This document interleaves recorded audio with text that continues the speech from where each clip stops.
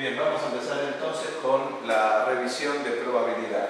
Teniendo en cuenta que lo que vamos a hacer acá es una revisión rápida, o sea, el tema ya está visto, lo estudiaron ustedes previamente. ¿Qué es lo primero que tenemos que tener en cuenta cuando trabajamos en probabilidad? Primero, definir la variable del suceso. O sea, si yo estoy hablando, por ejemplo, de que voy a arrojar un dado de 6 caras y quiero saber la probabilidad de que salga el 3, entonces, ¿qué es lo que voy a llamar? A ese suceso de que salga el 3 es el suceso que yo estoy evaluando su probabilidad. Esa va a ser mi variable. Entonces, la variable aleatoria, o sea, la que depende del azar, va a ser la que tengo que definir en primer lugar. O sea, la variable de ese suceso. Definirlo. Entonces voy a decir, bien, a ese suceso lo defino como A. Y A, B, X, lo que sea, es lo que yo estoy denominando la probabilidad de que ese suceso ocurra. Entonces, cuando voy a la definición de que ocurra un determinado suceso va a estar dada por la relación que hay entre el número de casos favorables, o sea, de que salga eso, de que salga el 3, tengo una posibilidad en 6, entonces tengo un caso favorable, sobre el número de casos posibles. Esa es la definición de probabilidad. Tener en cuenta, por lo tanto, que la probabilidad siempre va a ser un número comprendido entre 0 y 1. Si no tengo ningún caso favorable, si no hago ninguna apuesta, seguramente no voy a ganar, es 0. Y si compro, como decíamos siempre, todos los números de una lotería, seguramente voy a acertar porque tengo todos los casos favorables sobre todos los posibles, lo que me da 1. Entonces, tener en cuenta que siempre la probabilidad está comprendida entre 0 y 1. ¿Qué llamábamos complemento de la probabilidad? Complemento de la probabilidad es calcular la probabilidad de que no ocurra ese suceso. Si yo lo que quiero es que salga el 3, tengo una posibilidad en 6, decíamos al arrojar el dado. Si no quiero que salga el 3, tengo el complemento, 5 en 6. O sea que la probabilidad del complemento siempre es 1, o sea, la probabilidad total, menos la probabilidad de que ocurra. Eso es lo que debo tener presente. Recuerden que todo esto lo tienen en el cuadernillo de fórmulas, pero es importante la interpretación. Esto es muy, muy importante. La probabilidad total se define como entre dos sucesos, la probabilidad de que ocurra uno o el otro. Recordar que la unión es O, es un O incluyente, muy importante, es un O incluyente, no excluyente. Es la probabilidad de que ocurra A más la probabilidad de que ocurra B menos la probabilidad de que ocurran ambos. ¿Esto a qué se debe? Y esto se debe fundamentalmente a que si yo tengo un suceso A con otro suceso B, yo quiero saber la probabilidad de A unión B. La probabilidad de A unión B es la probabilidad de que ocurra uno o el otro. Fíjense que al decir uno o el otro, estamos diciendo la probabilidad de A, estamos tomando todo A. Si le sumo la probabilidad de B, estoy tomando todo B. La intersección la sumé 2 veces, por eso le descontamos una vez la intersección. Cosa muy importante, el O es incluyente, o sea que la intersección, cuando ocurren las dos cosas a la vez, está contabilizado dentro del total, dentro de la unión. El I está dentro del O, no es excluyente. La intersección que ocurran ambos a la vez. Obviamente, sucesos mutuamente excluyentes, ¿a qué denominábamos sucesos mutuamente excluyentes? Cuando no tenían nada en común. Esos son sucesos mutuamente excluyentes. O sea que cuando A intersección B es conjunto vacío, o sea, no hay intersección, no tengo elementos en la intersección, entonces decimos que los sucesos son mutuamente excluyentes. A continuación, lo que definíamos también eran los sucesos independientes, que esto después lo vamos a ver muy práctico en el problema.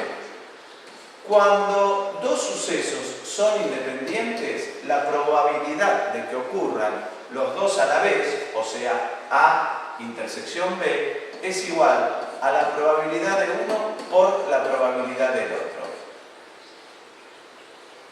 Y la probabilidad condicional, es muy importante la lectura de la probabilidad condicional. ¿Qué significa esto? Que quiero saber cuál es la probabilidad de que ocurra esta rayita vertical. Significaba sabiendo que en la condición dada, la condición que me dan. Entonces quiero saber cuál es la probabilidad de que ocurra A sabiendo que ya ha ocurrido B.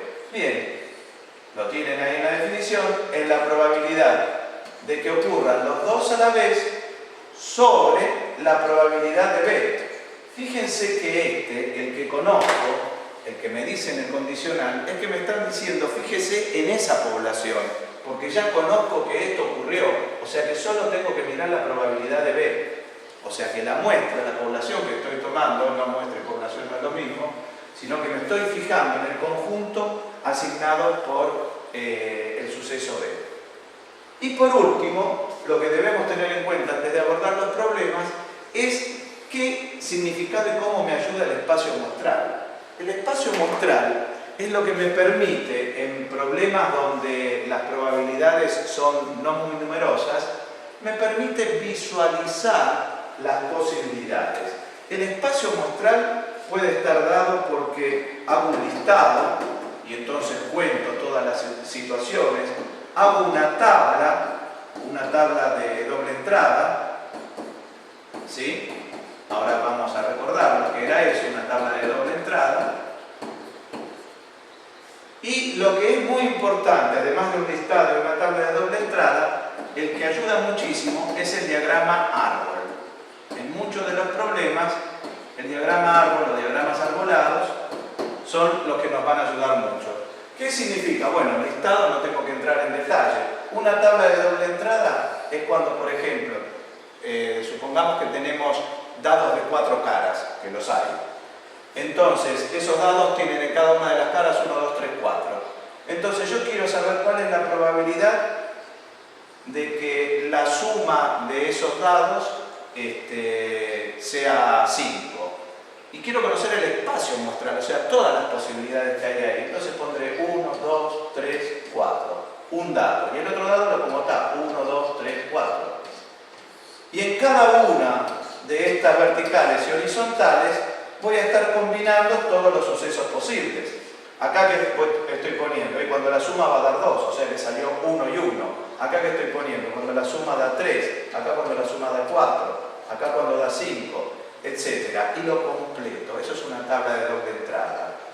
Por el otro lado, ¿qué es un diagrama arbolado? Eso lo tenían presente. Generalmente en una bolsa tengo 5 discos azules, 4 blancos. Entonces, ¿qué planteaba? Me planteaba la bolsa, la caja y tengo 5 azules y 4 blancos. Entonces, queríamos saber cuál es la probabilidad que al sacar 2 discos, los 2 sean de distinto color, supongamos. Entonces, quiero saber todo el comportamiento de eso. Entonces, ¿qué voy a decir? Bien, cuando saque un disco, o puede ser azul o puede ser blanco. Cuando saque el segundo disco, también puede ser azul o blanco. Y si vine por acá, puede ser azul o blanco. Y a partir de acá voy completando las probabilidades. ¿Cómo completábamos las probabilidades? Teniendo en cuenta qué cosa. Cuando saco el primer disco, cuando voy a sacar el primer disco, la probabilidad de que sea azul, ¿qué es? 5 en 9. Entonces la probabilidad es 5 novenos. La probabilidad de que sea blanco, ¿cuál es? 4 en 9. ¿Qué es lo que nos tenemos que fijar? Que la suma de todo esto nos tiene que dar 1. Si voy ahora a esta situación, supongamos que cuando voy a sacar el segundo disco, no lo repuse, o sea, no lo devolví a la bolsa, ya hay un disco de menos en la bolsa. Entonces, si el primero fue azul, la probabilidad de que tengo que el segundo sea azul, ya tengo un azul menos, va a ser 4, sobre, ¿y cuántos discos me quedaron adentro de la bolsa? 8, o sea que voy a tener 4 sobre 8. Si el primer disco fue azul, ¿cuál es la probabilidad de que el segundo sea blanco? Y recordemos que en la bolsa quedaron 8, pero los blancos los tengo todos, así que será 4 sobre 8. Fíjense nuevamente, esto me da 4 sobre 8 más 4 sobre 8, 8 sobre 8 que es 1. O sea, ese es el cuidado que tengo que tener cuando armo los diagramas arbolados.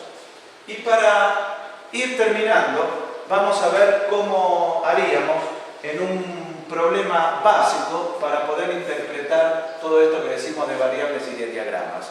Supónganse que en una clase hay un total de 80 alumnos. A los 80 alumnos se le toma un examen de lengua y otro examen de historia. El resultado arrojó que aprobaron el examen de historia 50 alumnos, el de lengua lo aprobaron 60 y hay 10 alumnos que no aprobaron ninguna de las dos materias. ¿Cómo hacemos un diagrama para hacer esta lectura? Que aquellos que nunca vieron probabilidad, lo primero que, o no atendieron estos problemas de conteo, lo primero que les llamaría la atención es decir, ¿cómo? 50 más 60 me dan más de 80. Y vamos a ver que ahí no hay ninguna incoherencia, sino que lo que falta es comprender bien el diagrama. Si hacemos un diagrama de Venn, en ese diagrama de Venn, que son todas las posibilidades, antes cuando cité los diagramas, listado el diagrama árbol y también está el diagrama de Venn, ¿sí? Dentro de todo lo que uno puede utilizar para ver el espacio muestral. Entonces decía, si tengo que hacer el diagrama de Venn de este problema, voy a tener por acá los de historia, por acá los de lengua. Sé que hay 10 alumnos que no aprobaron ninguna de las dos, o sea, 10 alumnos van a estar acá. Por lo tanto, me está quedando para repartir en estos dos conjuntos 70, porque había 80 alumnos en total. Entonces, ¿qué voy a decir? Y voy a decir que ahora tengo 50 más 60 son 110. Y yo tengo que repartir, es como que tengo 70 butacas y tengo que colocar 110 personas. Evidentemente, uno diría, o hay 40 personas que me sobran, o hay 40 personas que se van a tener que superponer con otras en la misma butaca. Y eso es lo que ocurre. Hay 40 personas en la intersección. Entonces, ¿cómo lo completo esto? Si de historia decimos que aprobaron 50 alumnos, quiere decir que tengo 10 que aprobaron solo historia y 40 que aprobaron historia y lengua.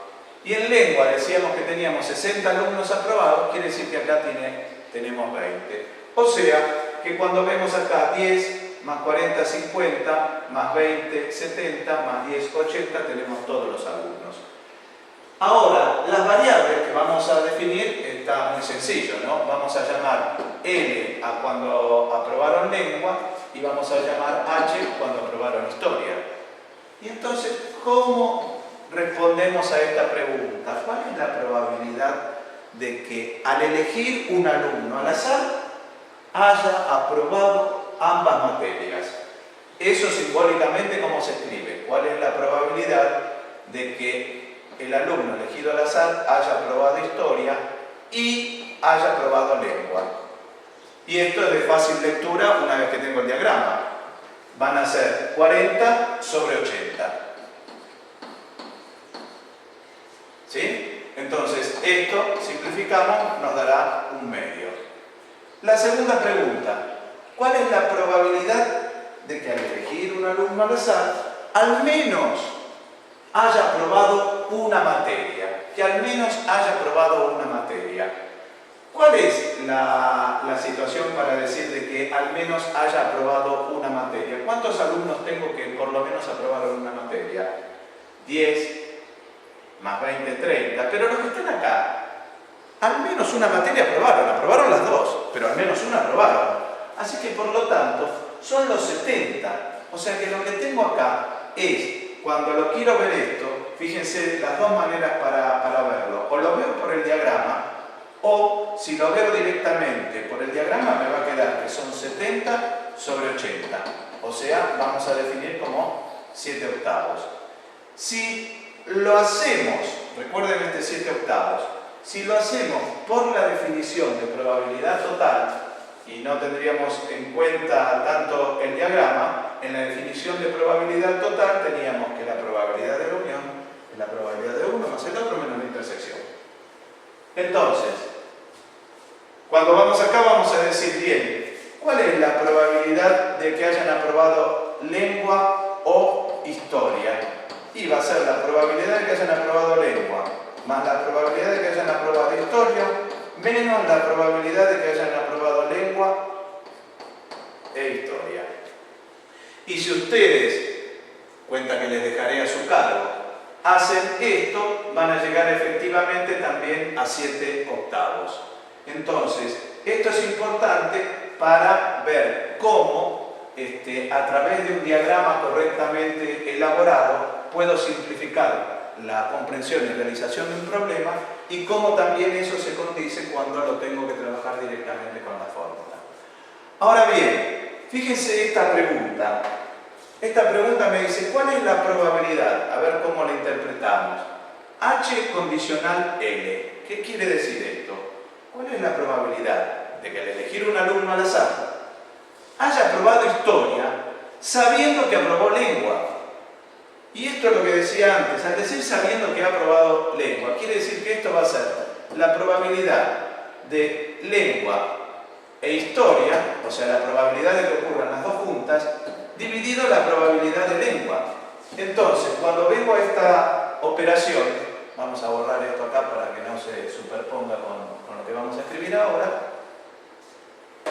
Entonces, ¿qué es lo que voy a decir acá? Probabilidad de lengua e historia. ¿Cuántos alumnos tengo? 40 de que ocurran las dos cosas. Pero ¿sobre qué total me tengo que fijar? Sobre el total de lengua me tengo que fijar. ¿Y cuántos alumnos aprobaron lengua? 50. Quiere decir que esto lo que me está dando es 4/5. Esa es la manera de entender e interpretar el condicional. Y por último, muy importante, esta interpretación de que si los sucesos son o no son independientes. Si el enunciado del problema no me establece de alguna manera que los sucesos son independientes, yo no puedo decir, bueno, son sucesos independientes, entonces aplico, como habíamos dicho, probabilidad de A por probabilidad de B. ¿Qué es lo que debo hacer yo? Por un lado digo, bien, ya averiguamos cuánto es la intersección, porque nosotros vimos que la probabilidad de H intersección L da 1/2. Esto es lo que vimos en el paso anterior. Entonces, si sabemos que esto da 1/2, ya sabemos cuánto es la intersección. Pero si nosotros queremos ver si son independientes, ¿cómo establezco si lo son o no? Lo pongo a prueba. ¿Cómo lo pongo a prueba? Yo digo que si la probabilidad de H intersección L, supongo que son independientes, ¿sí? Vamos a suponer que son independientes. Si son independientes, ¿qué tendría que ocurrir? Que cuando yo haga la probabilidad de H por la probabilidad de L, me tendría que dar también 1/2. Entonces, cuando hacemos esto, la probabilidad de H, ¿cuánto es? 50/80 por la probabilidad de L. La probabilidad de L, ¿cuánto es? Es 60/80. No sé si esto se alcanza a leer. Una vez que tengo esto, hago esta operación y al hacer esta operación vamos a poder simplificar acá. Y entonces, ¿qué nos va a quedar? Arriba nos va a quedar 5 por 6, 30, sobre 8 por 8, 64. Entonces, ¿qué me está dando acá? Que este numerito no es igual que este. Esto y esto son distintos. Entonces, ¿cuál es el correcto? El correcto es este, porque este lo elaboré sin tener en cuenta si son o no independientes. Lo saqué desde el diagrama y desde la probabilidad total. Esto es lo que puse a prueba. Lo puse a prueba y vi que no me dio el mismo resultado. Por lo tanto, no son independientes. Esto es una manera de mostrar cuándo son o no independientes. Punto para el primer repaso, luego seguimos.